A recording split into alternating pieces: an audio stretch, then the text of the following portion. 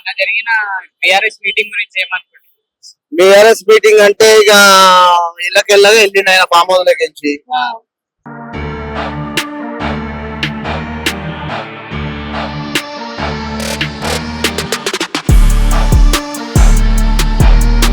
బస్సులలో ఏ విధంగా మద్యం తాగుతున్నారు అది అంతే.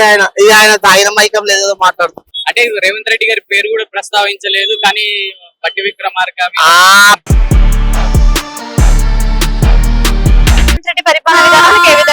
సూపర్ ఉంది. అంటే ఏ విధంగా ఏ పరిపాలన మీకు సూపర్ అనిపిస్తుంది? రేవంత్ రెడ్డి పెట్టిన స్కీమ్లన్నీ బాగున్నాయి. 6 గ్యారెంటీలు అన్నాడు. 6 గ్యారెంటీల్లో చూస్తే ఇప్పటి వరకు ఎన్నో కనిపించట్లేదు. 3 కూడా సక్రమంగా ఇస్తలేడు. ఇస్తాడు అంచెలంచెలుగా అయితే ఒక్కొక్కటి ఇస్తాడు కదా మేడం.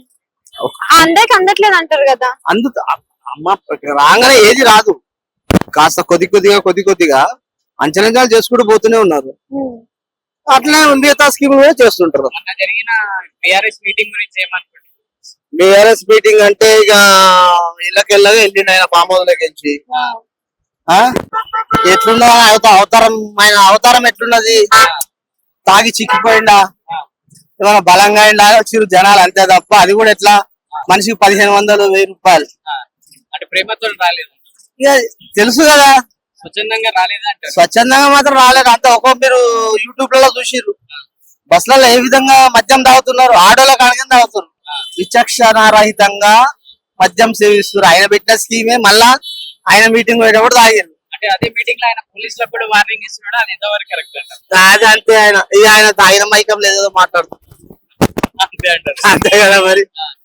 అంటే రేవంత్ రెడ్డి గారి పేరు కూడా ప్రస్తావించలేదు, కానీ బట్టి విక్రమార్క ప్రస్తావించలేదంటే ఆయన పేరు తీసుకోవడానికి ఆయన దమ్ముండాలి కదా. భయపడతాడు. రేవంత్ రెడ్డి పేరు తీసుకోవాలంటే కేసీఆర్ వణుకు పుడుతుంది కాబట్టి ఆ పేరు తీసుకోలే. ఆ ఉచ్చరించే ఆయన రేవంత్ రెడ్డి పేరును ఉచ్చరించడానికి కూడా ఆయనకు అర్హత లేదు. Thank you sir.